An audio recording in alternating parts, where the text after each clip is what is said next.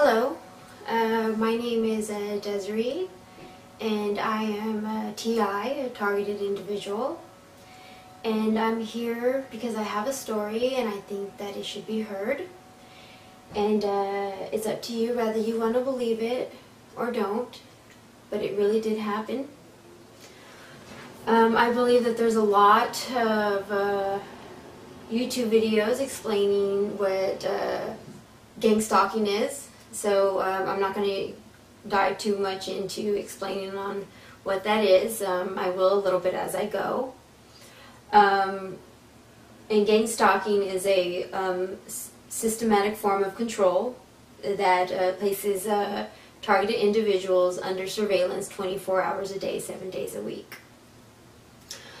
And here's my story.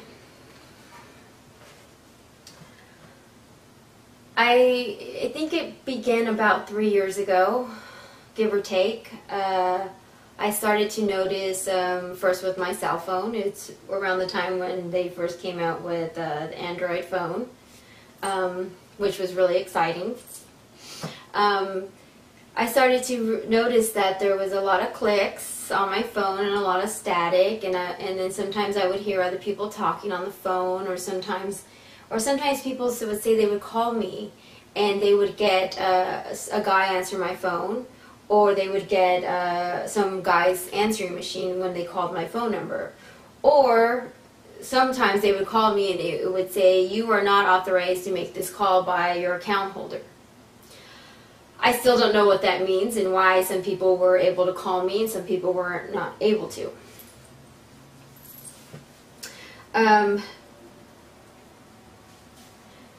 You're probably saying, what's the big deal? A few clicks on the phone, you know, some static interference. But it happened for a whole year. A whole year of dealing with my cell phones and not understanding why only my cell phone did that, because when I use other people's cell phones, they had a clear call, no clicks, no static. And it didn't matter what phone company I went with. It didn't matter what model of phone I had. It always happened. It was always going on. It was always seemed like my calls were being recorded or being listened in on. I started to investigate it more and more, and because I knew that there something was wrong with it, and why only my phone, I had to get to the bottom of it. So I began to read my logs. And what I did was I educated myself by reading my logs and Googling it to figure out what it meant, how it worked. And I did it for a very long time that I was able to read code. Then when I discovered that my phone was cloned, and nobody wanted to believe me. Everybody thought I was crazy. Why would anybody want to clone my phone? Why would anybody? And it wasn't just one phone. It was every single phone I had, and I had lots of phones. And then there goes my ex-husband. I believe that I was put in the program of being gang stalked in the organization. Because of him. I am guessing, I'm not sure. I still don't know how I was put in the program. But he started to, there's like a tactic they use, it's called gaslighting. And you would have to look up gaslighting. I'm not very good at explaining what things mean.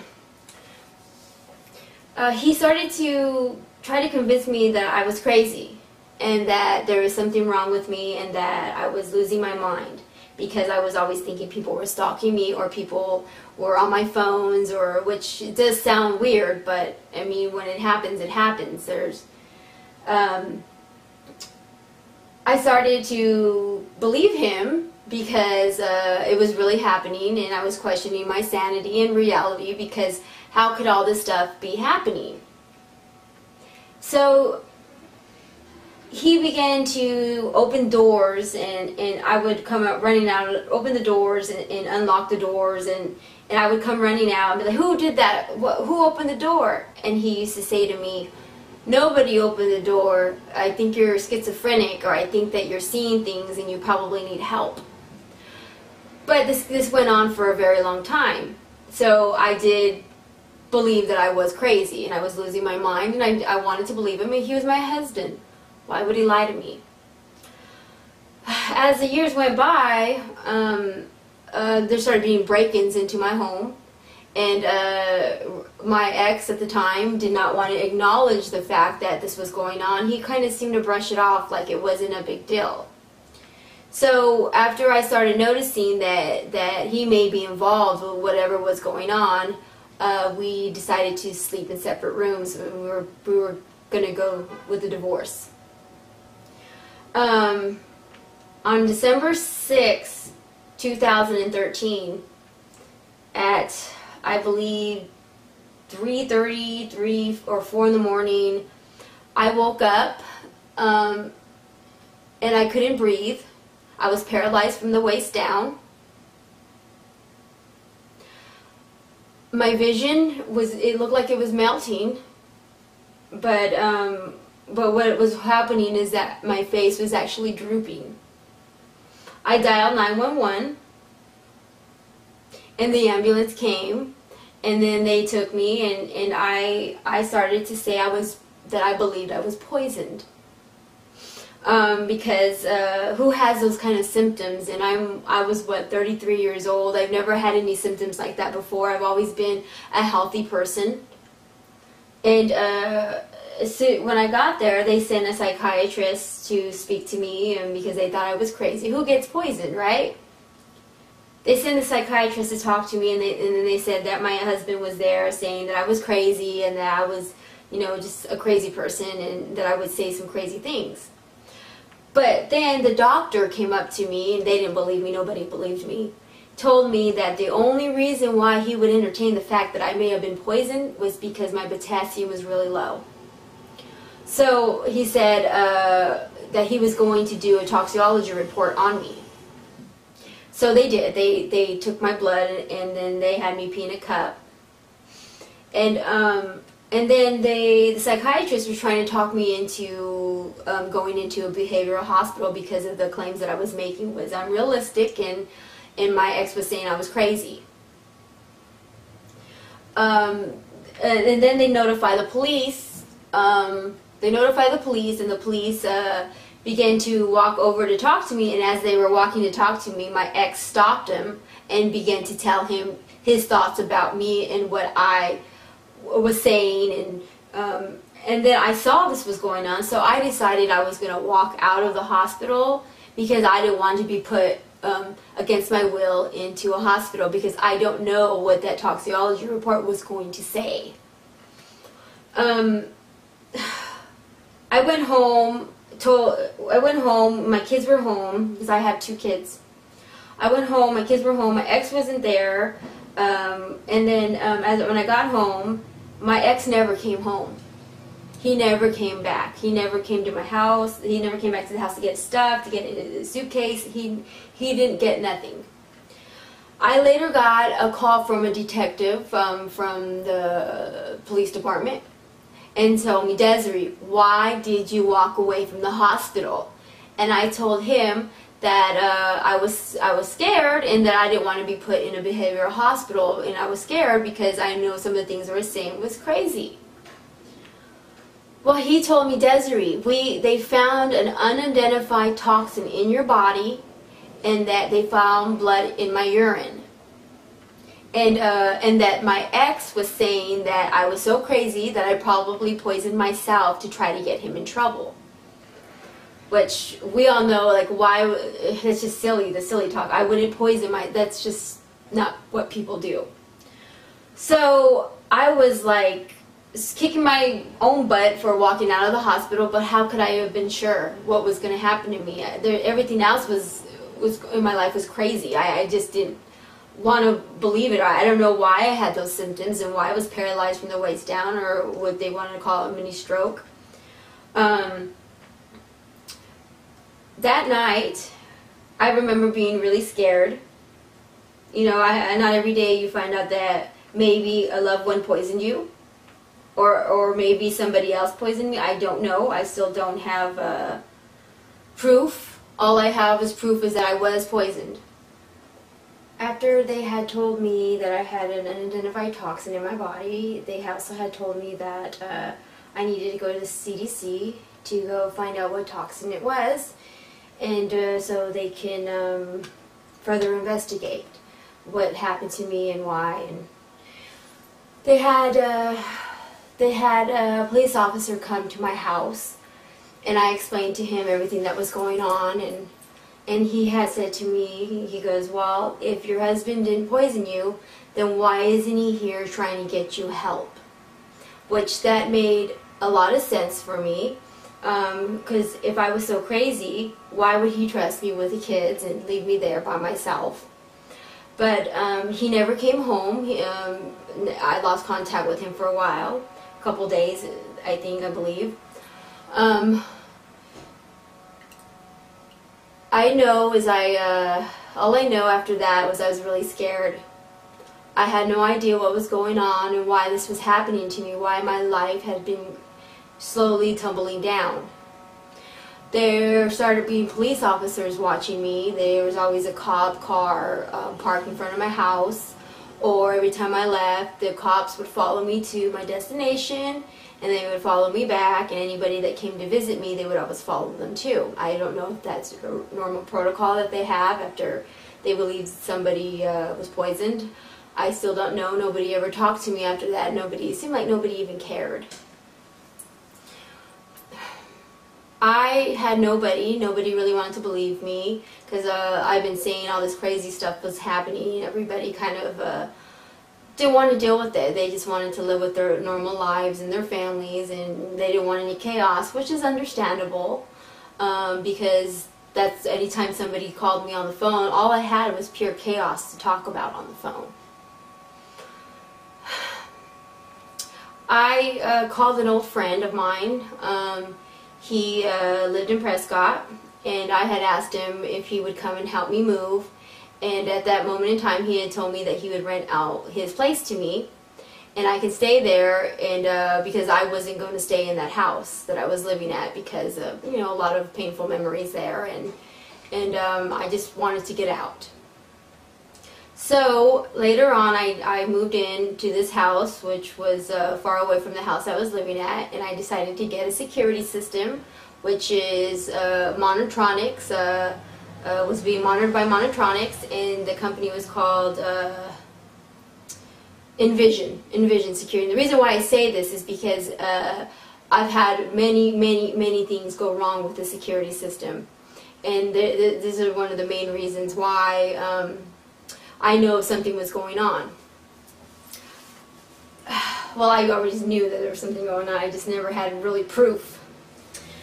First, you can monitor your security system through your cell phone, called alarm.com.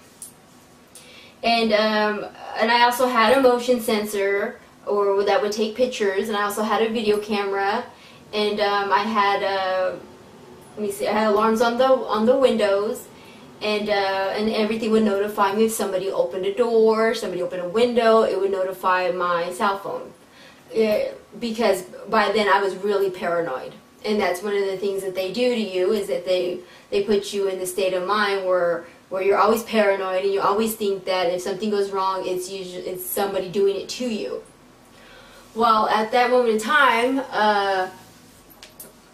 my account was hacked. That was hacked into, where they were going in and changing my settings to my alarm system. So I started thinking somebody was breaking into my house, because I would get a notification through my phone saying somebody opened the front door after I would leave. I would rush home, and I would get there, and nothing was stolen, nothing was missing, or nothing was out of place. So I was just like, what is going on? Why is this happening to me? So I called the security system, and then they did verify that my account was hacked into by a BlackBerry, which I didn't have a BlackBerry. I never owned a BlackBerry. With all the phones I've had, that's not one phone that I had, but guess who had one? My ex had a BlackBerry. And then what started going on was a lot of noise. There was always somebody doing the landscaping outside. I mean, always. It was like a 24-hour/7 thing. always in the morning, just people working on, and I just, how much yard work can you possibly do into one house?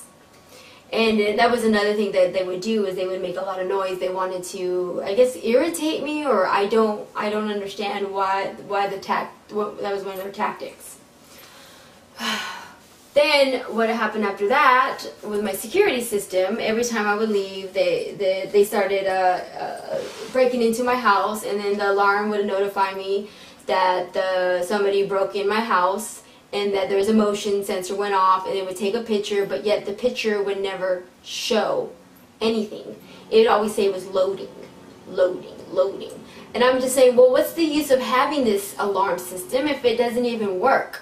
So again, countless hours of contacting the security system, when finally I called the security system, and then they told me that my whole account that I had was completely deleted out of their system. I never even had an account, they said, and that they had to make me another account so they could start monitoring my house. Then I started hearing people outside. I called the police several times, and I would say that there was somebody outside, and this all sounds crazy. But I know what was happening, but every time the police were called, and then I began to be known as the crazy person who keeps calling the cops. So after that, I decided no more calling the cops. I wasn't going to call the cops anymore because they weren't doing anything to help me. Nobody believed me, and all it was going to do was end up getting myself in trouble. Then they started poisoning my dog, my poor little dog. I have videos of it, of what my poor dog went through.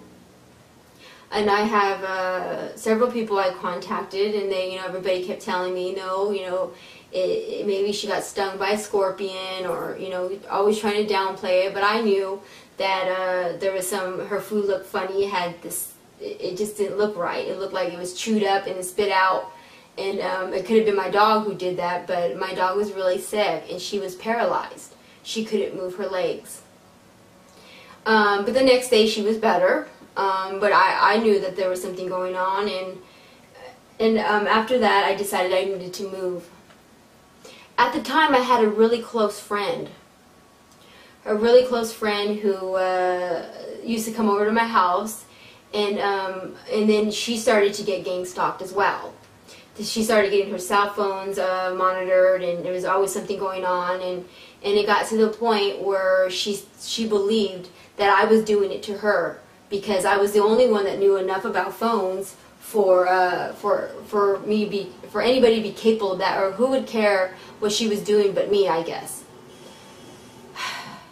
She was a close, dear friend to me, and I love her, and if I speak ill of her in any way, I do apologize, because at the end, she's the only one who's ever told me what really happened, or what was really going on. Out of everybody in my life, she was the only one that came clean. She then began to, I guess, think that I was doing this stuff to her, or monitoring her phone, or hacking into her phone and playing mind games with her. And then she told me around the time that I was poisoned is when they brought her in. And she said they brought her, and she said it was a motorcycle gang that brought her in, and that they tricked her into doing malicious things to me. This is just what she had. She was so scared when she told me. She wrote it down on a piece of paper, which I still have, and to tell me what was going on. I then moved, another time I moved into a place, a little tiny townhouse that had a 2-story. It was a 3-bedroom, 2.5 bath, and me and my children all moved there. And this is when it really started. I was living in this house, and I started to believe that my neighbors were all stalking me. I started to believe that even the places I would go, like it'd always be like long lines, or every time I would drive to my house, I would always get run off the road, which is another tactic that they do. I began to isolate myself because somebody kept breaking into my house, and it didn't matter where I'd go. Every single time I left my house, somebody broke into my house. it started to mess with my mind. I started to be scared. I started to cry a lot. I didn't understand why this was happening to me. All I know is that I wasn't crazy, that this was really happening to me. And then I started hearing noises in the walls, and I started hearing noises in my attic, and people talking, people walking around, and I wasn't the only one who heard it. My kids heard it too. They just thought my house was haunted. I wasn't connected to any other house or any other. I was a house that stood alone by itself. There's no way we could have been hearing these noises that were coming from the walls. At that time when I was living in the house, I was getting really sick. Really sick. My right side of my body was going numb. I didn't understand what was happening to me and why I was going numb on my right side of my body, and then I started to go blind on one of my eyes. I went to the hospital because I had a seizure. And I didn't know, but I could have sworn, I kept telling people it was some kind of radiation or some kind of energy that I couldn't see, but it had only happened to me in my house. And I go to the hospital, they would tell me, there's nothing wrong with you, Desiree, there's nothing wrong with you, and I think that, you know, you should go home and get some rest. But the thing was, every time I went home, it was torture.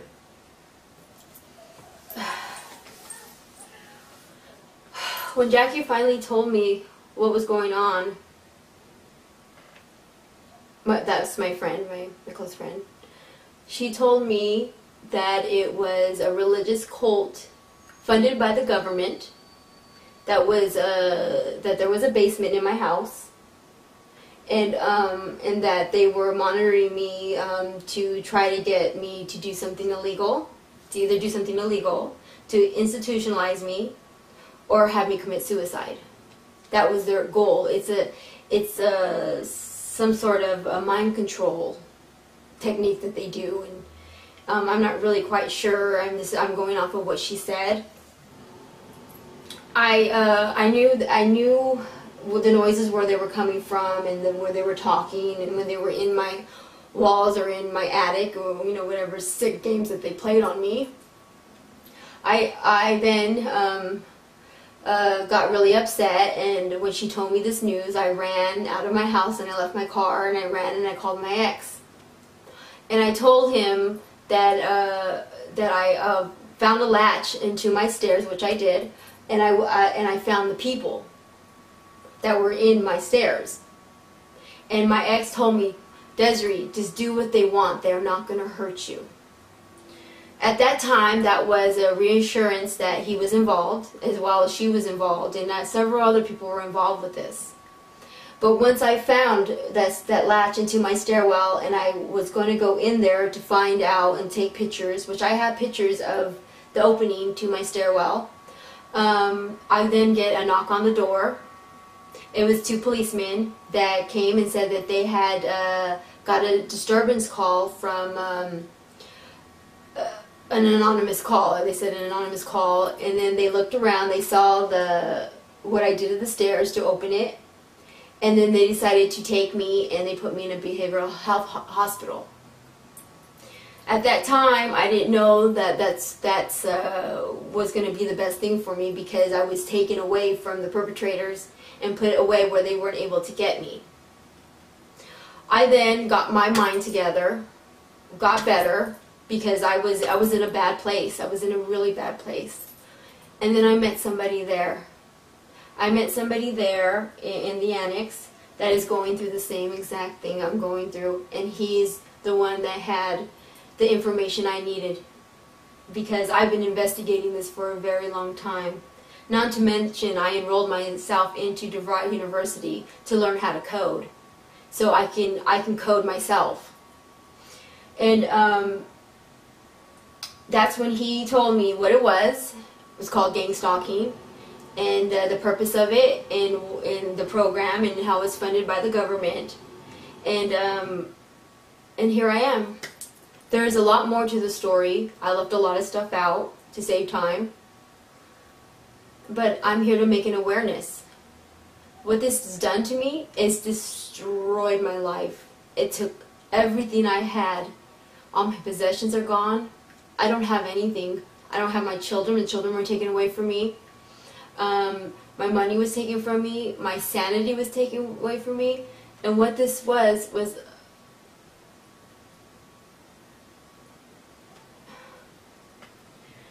they wanted to basically destroy me. And they did. But I am going to fight back for the rest of my life. I will fight back. Because now that I'm away from them and I'm living in an apartment with roommates, the stalking stopped. A little bit, it stopped. And guess what? I'm not crazy. And I'm here to make an awareness. And there will be more videos to go along with this one. Thank you for listening.